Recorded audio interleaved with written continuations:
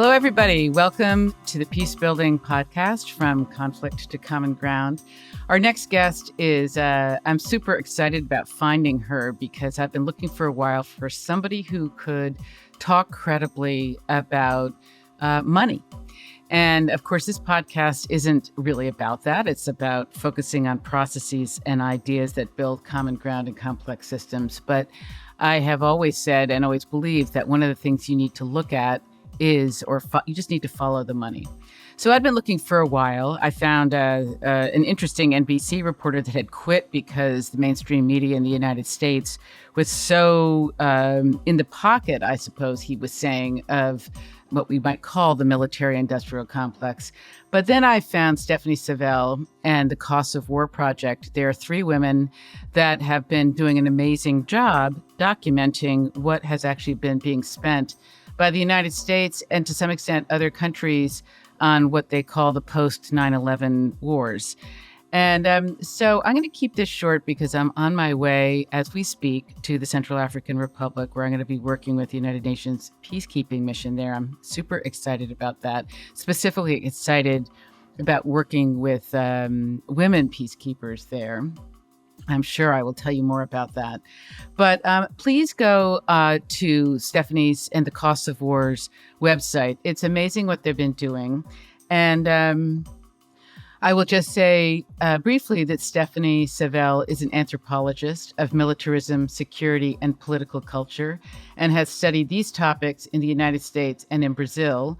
She co-directs the Brown University Costs of War Project.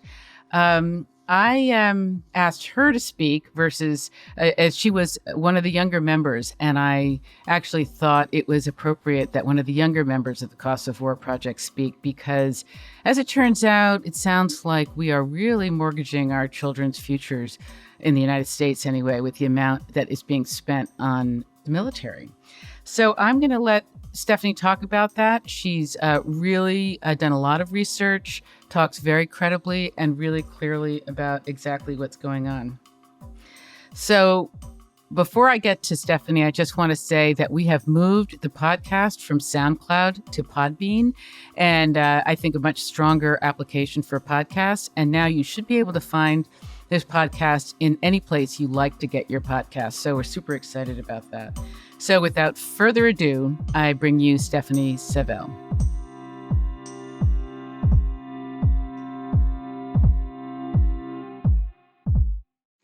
So greetings, Stephanie. I am so honored to have you. I think I told you that, the niche of this podcast is not exactly focusing on specifics, on data. It's really about process interventions that build common ground. But I also am Gestalt trained. And what that means in our language is we do a lot of figure ground analysis of complex systems, and whether they be small organizational systems or large organizational systems or the planet.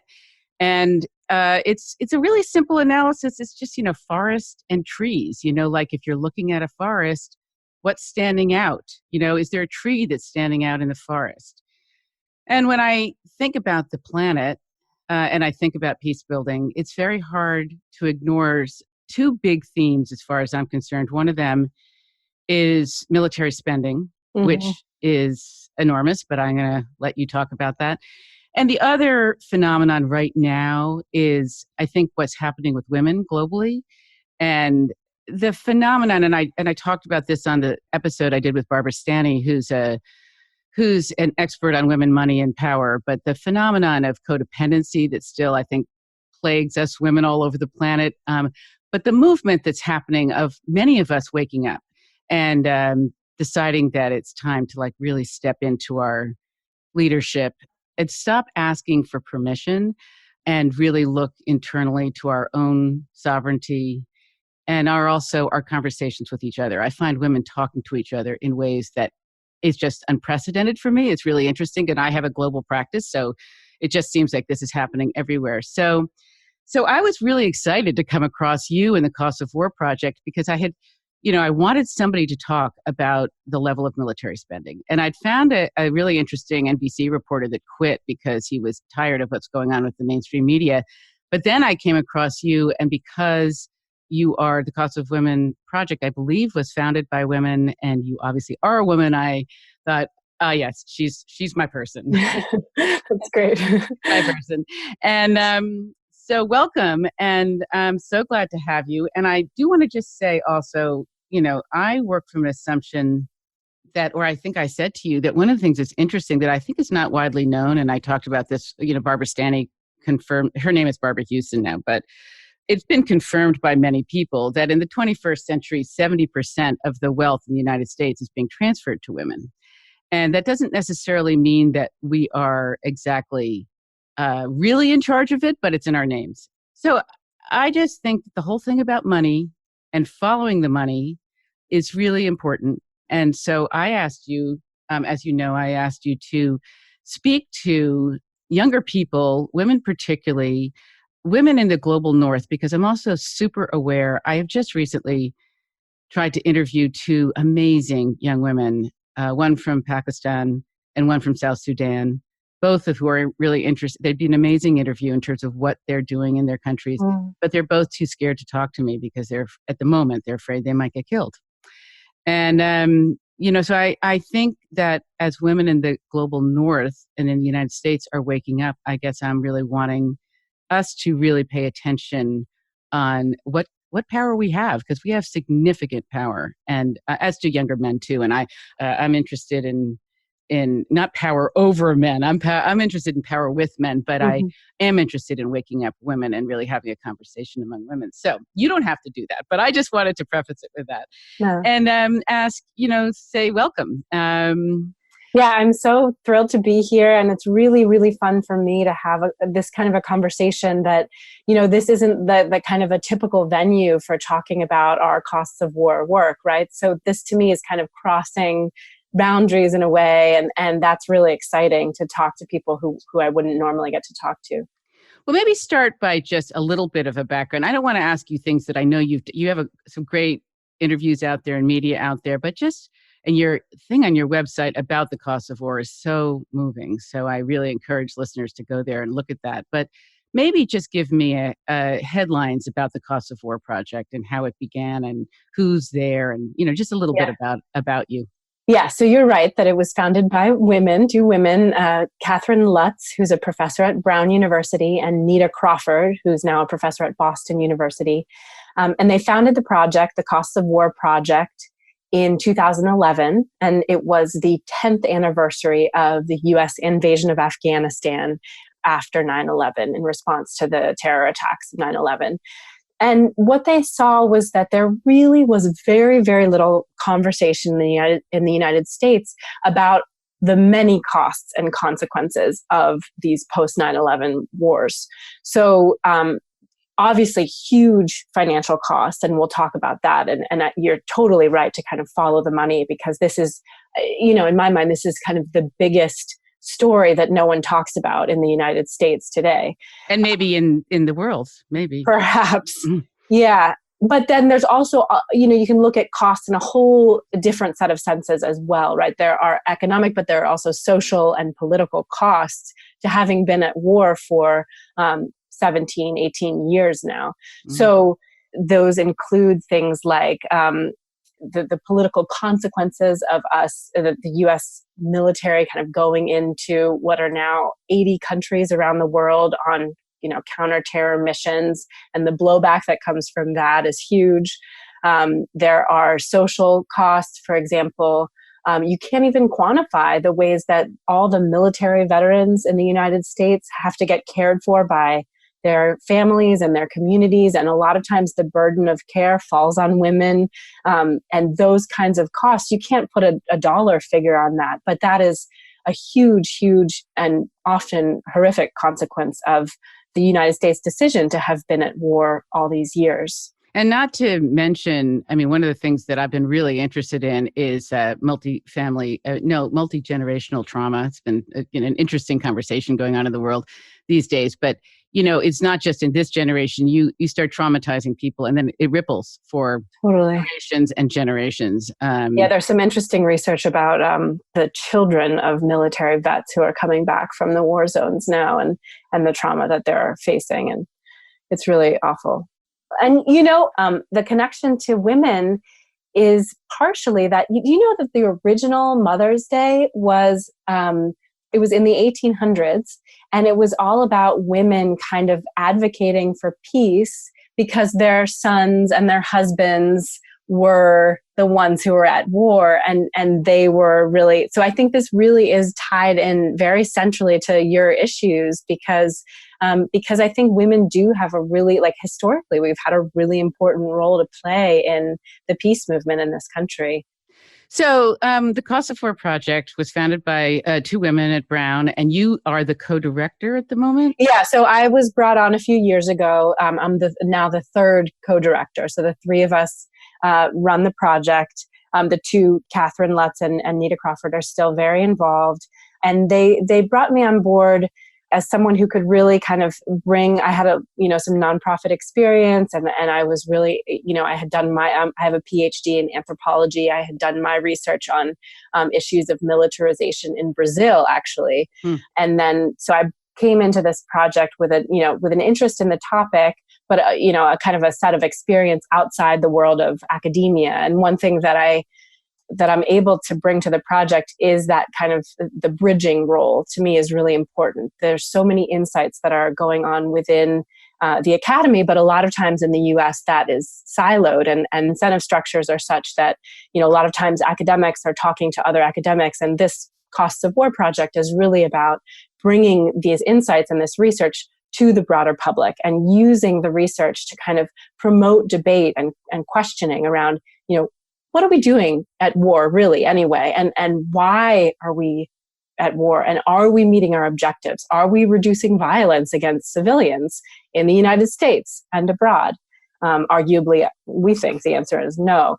And I can talk more about that. But the other thing that's interesting, I understand, is that I think is it a center or whatever, the project is really pretty unique, that a lot of academic programs these days tend to focus on peace and security, which the languaging is interesting. The language of peace and security versus peace studies, and the language of terrorism also is language that is interesting language. But I want to stop there because you've framed all the questions we need to ask. But I wanted to start with a personal question to you, because I think it's always interesting to listeners about what planted seeds in you to do this kind of work. Why are you passionate about it? If you could give us just some of your story, it's always interesting. Yeah.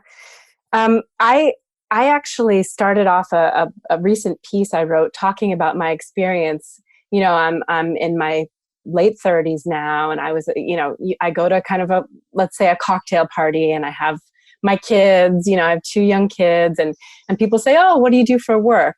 And I say, "Oh, I work on this research project about the war on terror, the U.S. war on terror, and its costs and consequences for Americans and for other people in the world." And people just kind of say, "Oh, they silence, right? Crickets, they don't know what to say." Yeah, exactly. Because this, and I think that's really telling, actually, my experience in sharing what I do. I think that the American public, we are really disconnected from the war on terror. We don't think about it very often. And I was similar to that for a long time. Like, I remember, back in the day, I was in college when we began these wars, and I went to a couple protests. I remember, I'm half French, so I was really upset when people would say, would call them freedom fries instead of French fries. I don't know if you remember that. They were protesting the French protest of the U.S. going to war over this. But then beyond that, I just kind of dropped it. Like, I think many of us did, right? And over the years, my research kind of led to an interest in militarism.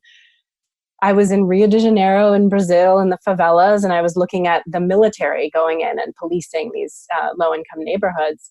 And the reason that I did was because it was just this really important thing that people were concerned about on the ground. As kind of as an anthropologist, you kind of have Brazilians. Yeah, you have your ear to the ground and you're trying to figure out, what do people really care about? What's the political issue that kind of most impacts them and concerns them and fires them up, and around which cultural life is organized, right?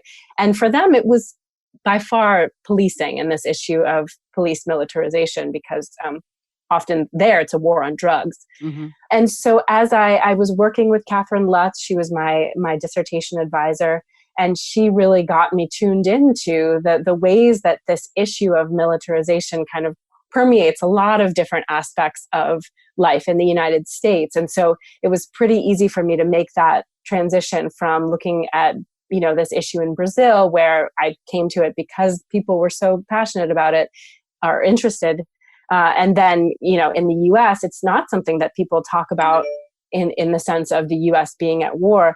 Certainly, I think the issue of police militarization is more and more present in public discourse in the US these days. But it's all kind of part and parcel of the same issue in my mind, which is the ways in which our lives are often dictated by a militarization and a US imperialism that most of us just aren't aware of.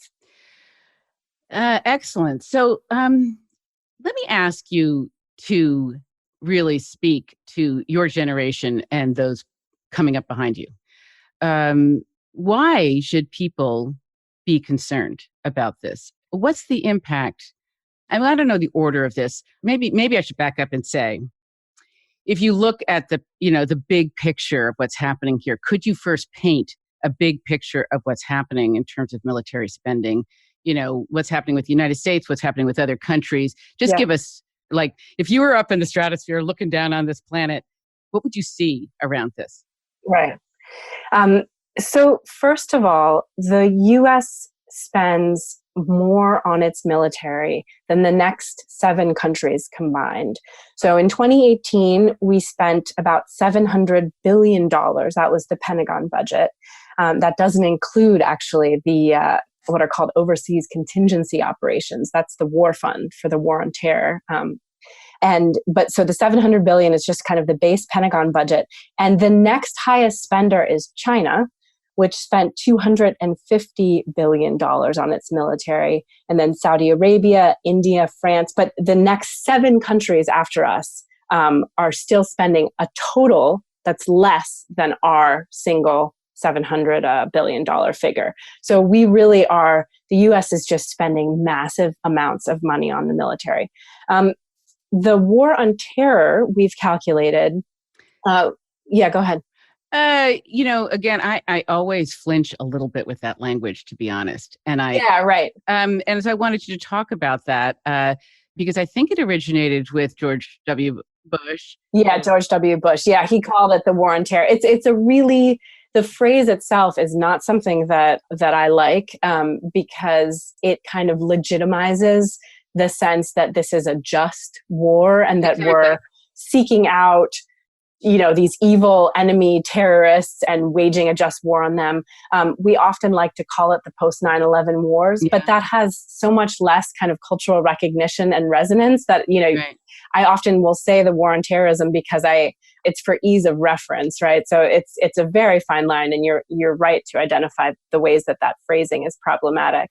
Well, and, as a facilitator, as a mediator, I'm always about taking perspective. And when I look at the planet, obviously these are, I'm looking with wide eyes at the whole system. I mean, many people around the world would look at the United States and call them terrorists, call us terrorists because of the extent of our militarization and what we are promoting around the world. And I'm agnostic on that because I don't want to take a stand on that, but I do just want to say that the languaging is always, for exactly the reasons you said, always kind of bugs me because it feels like it justifies it. Well, and also, I mean, not to mention that the other issue is that all the research shows that when you treat terrorism as a problem to which there is a military solution, right, a war solution, that is not an effective way of dealing with that issue, right? So there are more terrorist groups, extremist groups in the world than there were before the post 9/11 wars began.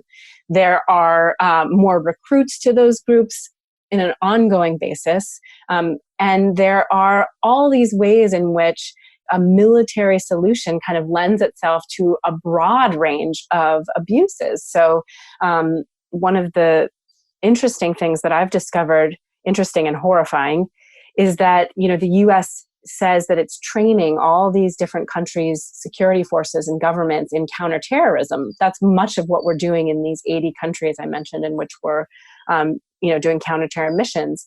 And a lot of times we are, training these kind of autocratic governments that are using our trainings, the military trainings, to crack down on political dissidents, kind of newly renamed as terrorists, right? They're able to look at their political opponents and call them terrorists and use this training that we're offering. And that's, that's the kind of the latest framework for repression. And so those are just some of the ways in which the research shows that there's different ways of dealing with terrorism. You can, there's policing, which has its own set of problems, but then really it's about kind of getting to the root of the grievances that lead people to kind of be recruited to terrorist groups in the first place, right? And the ways in which, a more just global economic system would alleviate a lot of the angst and anger that leads people to also be angry, Yeah, I mean, as somebody who's been in the field of conflict resolution for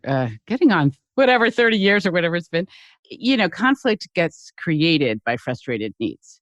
And when you start meeting needs, a lot of it will dissipate, in my view, my simple view of it. But it is not that it's complicated, but it's not that complicated. Right.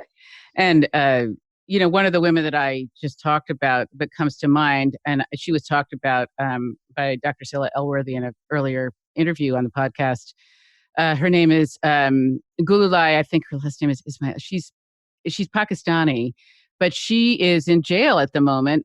But really, some of the work that she's been doing has been just exactly what the United States, you would think that civilians in the United States would want people to do. She's going into madrasas. She's, convincing people that the Quran does not, condone or even support terrorism, and helping people find different ways. And I mean, it's a complicated story and I don't know the details right now, but it's like people like that end up getting shut down and shut up. And sometimes I think, wow. Another image that comes to mind is I run an Airbnb out of my house, and West Point is across the river from where I live. And West Point is the United States Military Academy, the home of the U.S. Army. And I had I always forget military rank, but anyway, I had a guest staying with me. He'd done 2 tours in Afghanistan and Iraq, and he was on the front page of Time for the work that he did in Afghanistan, because he actually really wanted to use his battalion to do what I would call much more preventative work. And he had the hardest time getting not only his troops, that he says, they just came in to feel like they were supposed to blow things up, but the brass to support him. Mm-hmm. I mean, I think when I went into Kabul, I was in Kabul a while ago working with senior women in the government. And I just remember flying in and just seeing so many Apache helicopters everywhere. Like, it's just like, hello? Wow. Why do we need that? And he said, in his view, there is so much more military hardware out there than is ever needed for us to achieve our objectives. Now, wow. Yeah. So it makes me wonder and makes me ask you again, and you're talking about this, but what's going on here? Who is benefiting? Because I think, as a civilian who's not an expert about this, I also look at all the school shootings, the amount of guns in this country, and the amount of small arms in South Sudan. I remember people there talking to me about it.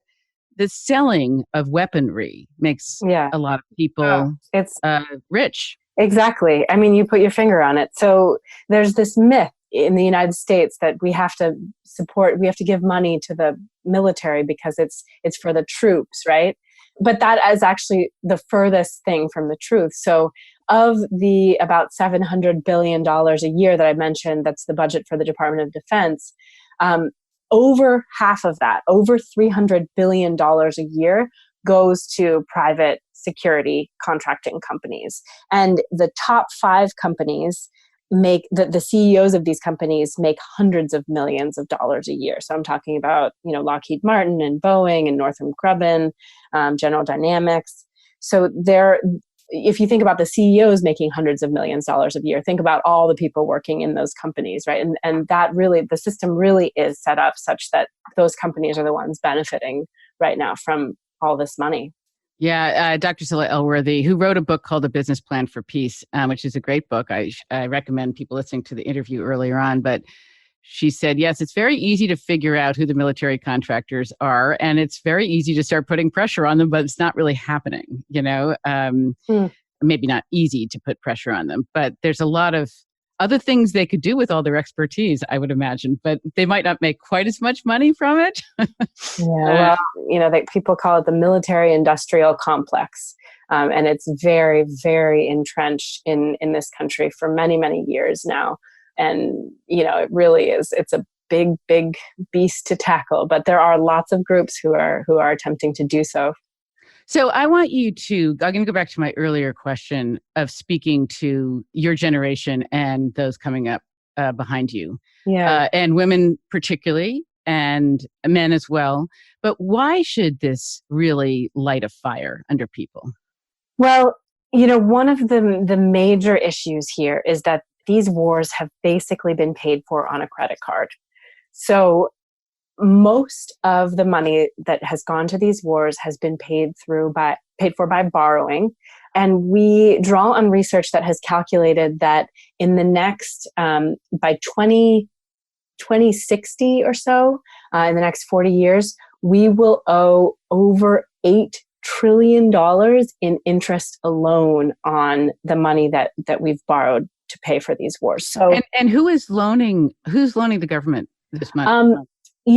Part of it is there's some kind of money that's coming from abroad, but much of it really is wealthy individuals. In the past, the government would kind of, issue war bonds and get the population to kind of contribute money to the war effort through selling bonds and making sure that even the people without a lot of money, a lot of resources could kind of pitch in, basically. And now that's just not the case at all. So much of this is coming from corporations and individuals. Okay. First you said individuals, and it's like, wow. I did say individuals, yeah. So who are they and why are they doing this? I don't know enough about that. We have research on this, but it's pretty opaque, actually, the mechanisms that this borrowing is happening through. Because I certainly know, as somebody who's trying to get rid of some of my credit card debt, I mean, I understand the interests of lenders to, to get you to buy credit. So I get that just as a money-making point of view. But maybe that's just it. They just see, this is a huge amount of money. Yeah. Right. It's a lucrative loan because, the U.S. government is known as a good reliable. They're going to pay. They're going to get their money back. They're going to get their money back. Exactly. Yeah. So thinking about younger people, what will this mean for them? Well, if you think about that $8 trillion amount in interest alone, so that's not all the other money that we're spending on veterans, on the budget for the Pentagon itself, right? Mm-hmm. You just think about the ways in which that amount of debt is going to affect our children and their children. It's kind of like this is going to create ripple effects for generations to come. Certainly, in my mind, will affect the standing of the United States in the world for sure, and our quality of life. So, could you slow down on both of those points? The point about that it will affect our children and grandchildren. How will it affect them? What will be the reality for their lives? What I do know, it's hard for me to, because I'm an anthropologist. So what I can tell you is that the ways that money gets allocated in this country, Congress has basically a pot of money, and much of that money goes to obligated spending, like Social Security and Medicare and things like that. So then there's a pot of discretionary spending. Mm-hmm. And what's happening is, if you think about it as like a pie chart, like a round circle, right? The share that's going to the military is kind of taking an increasing amount of that circle, and that the percentage, so basically of discretionary spending right now, something like it's over 50%, maybe close to 60. I think it's 57 cents on the dollar, I believe. And then if you take into account other programs like costs that are related to the war that aren't necessarily included in the military budget, for example, care for vets, then it's an ever greater percentage of that discretion. Care for vets is the wrong example because that is probably included in obligated costs. But in any case, there are all these other associated expenses, right? So that basically squeezes out what's left for everything else, everything from education to healthcare to housing. So this is the single issue that basically connects to anyone organizing about any topic, any other topic in the United States is directly affected by the amount of money that goes to the military and and relatedly, the amount of debt that we have for this war budget. Yeah, that essentially choices have already been made about how money's going to get spent before people are even born. Exactly. And then, I think the theme here, again, looking at it from a conflict resolution and from a negotiation perspective, I teach people collaborative negotiation skills. I facilitate groups. I focus on mediation. It's always about focusing on interest and needs. And what's going on here is a way of frustrating needs and interests for future generations and also, I guess, around the world, because we are taking approaches that are military approaches versus, as the guy that was staying with me, the soldier that was staying with me, pointing out that actually they were trying to set up a school that actually was supporting kids in really getting a better education.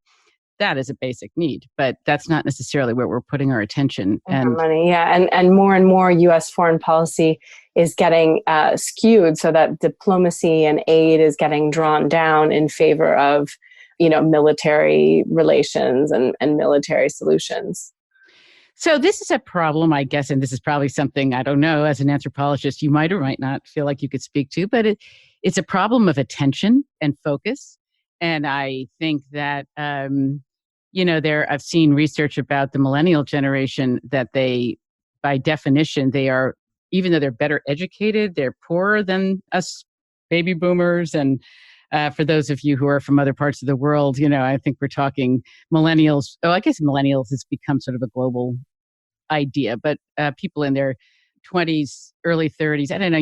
What do you call yourself? You consider yourself? I'm kind of right on the edge. I was born in 1981, so I'm right the cutoff. So I'm technically a millennial, but I don't really associate that. Yeah.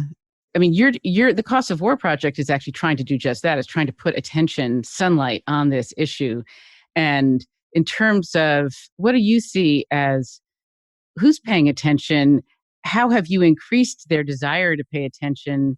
How could you imagine increasing the desire of young women, young men to really see how critical this is? Yeah, such a good question, because one of the things that has been pretty dismaying for me has been to, if you go to a peace conference, for example, a lot of the momentum, the kind of organizing momentum around this issue is from an older generation who are kind of calling on their years, since Vietnam, of experience of struggling for peace and pushing for peace and, mobilizing against nuclear weapons. And so you see that this issue, it's hard for it to resonate among the millennial generation and younger, even though there are polls that show that young people today are really concerned about the U.S. as empire in the world and the ways in which that kind of imperialism needs to be checked.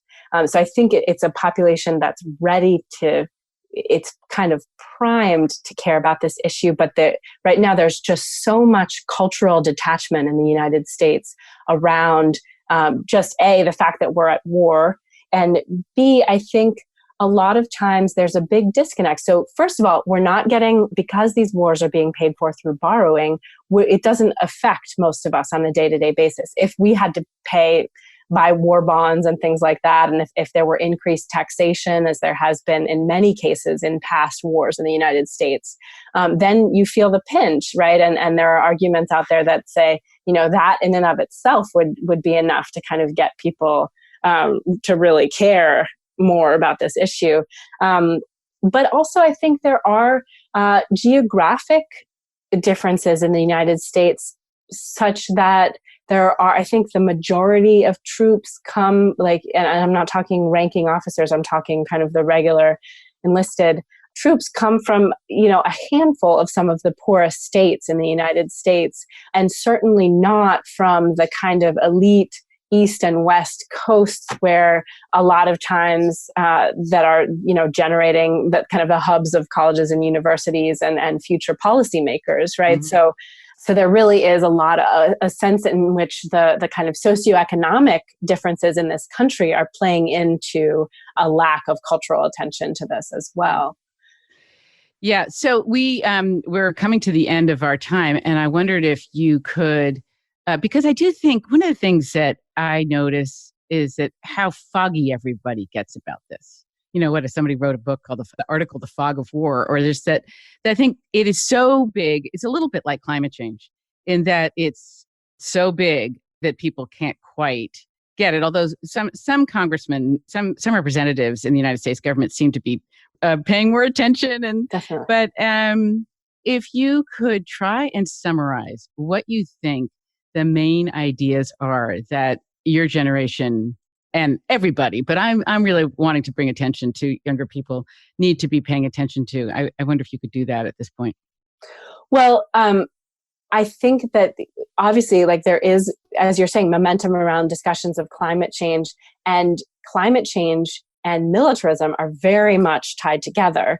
So we actually have new research that's about to come out next week on the fossil fuel emissions of the U.S. military, and it basically we've measured the amount of greenhouse gases that the military has emitted, and so they're kind of exempt from international protocols. But the military is this huge contributor to climate change. So, for young people who, as I said, who care about basically any issue, from climate change to education, right, to issues of, access to college and all these different things, militarism is tied in through the money. And, remarkably, I think, it's the status quo in this country not to question how much money is going to the military and why and for what purposes. The kind of politicians that we've spoken with about our research, most of them, as much as they speak of change, they speak about change in very incremental ways, like, closing a few military bases abroad here and there, and slightly less money for the Pentagon budget and that kind of thing. There are forces on both kind of way left and way right who are the ones who are willing to kind of take on this issue head on and say, let's really question about whether we're, the money that we're spending on the military. So I would just say, I think we do need a generation of young people who kind of care enough to actually do something about this, and who, in order to care enough, they need to know enough, which is where the Cost of War project comes. And what can they do? I mean, it's in each individual life, there's not one thing to do. There's probably many things to do, but what do you... Congress has not debated this issue fully as a whole since 2001, when there was something called the Authorization for the Use of Military Force. It was the AUMF. And they basically passed, it was a blank check for the president to wage war in the name of this fight against terrorism. And that AUMF has been used all those years in that time to expand the war to these different places, Syria and all these other countries where the U.S. is engaged in direct action on the ground. And I think we need to push our lawmakers to, first of all, take back the congressional right and responsibility to declare war and to take that back from the president, right? Mm-hmm. So repeal the AUMF. There's momentum around that in Congress right now. There's And just say again, what does AUMF stand for? Just say it one more time. The authorization for the use of military force. Okay. Was passed in 2001. And so Representative Barbara Lee, actually, of California, she's been an important player in pushing for the repeal of that AUMF. Mm-hmm. And there are other, especially some of these new representatives in the House, really kind of building momentum around this issue of what many people call the forever war, the endless war. Mm-hmm. And so I think that, we need to just kind of at the very granular level, just keep pushing our lawmakers to debate these issues, and not just the small things, but the big things. Why are we waging this war? What are we accomplishing? Are we meeting our objectives? Are less people dying? And if not, then what are some different, what's a better grand plan for dealing with the issue of terrorism and other threats to the United States? So here's, as we end, a personal question for you again is, how you're obviously going against the grain. I go against the grain, it's, how do you find your own inner authority about this? Because it's, you get crickets at cocktail parties, how do you find your own inner authority and inner guidance around this? I'm someone who I really get fired up about bringing research to the public. And I feel like when I get questioned or, I was on C-SPAN being interviewed the other day, and I got some people kind of saying, who are you to talk? And what I fall back on is, there is all this research into, what we're doing and its effects, and its basically ineffectiveness at fighting terrorism, or addressing this problem, right? So making people safe. Exactly. And so to me, that's always something that I fall back on. And making people safe and building good relationships with people all over the world. Around the world, yeah. Exactly. The research is it's kind of like, I know that I'm speaking from a place where I'm backed up in solid evidence, and that really helps in these kinds of situations. Well, you're amazing, Stephanie. I mean, really amazing, and just so grateful to you for the work that you're doing, because it, like I said, with my Gestalt lens, it's a huge tree sticking up out of the forest that no one seems to really be talking about, at least in this country. I think other countries, maybe people pay more attention because they're experiencing it. Yeah. But kudos to you and the Cost of War Project. And thank you very much for your time. Yeah, thanks so much for your attention to this issue.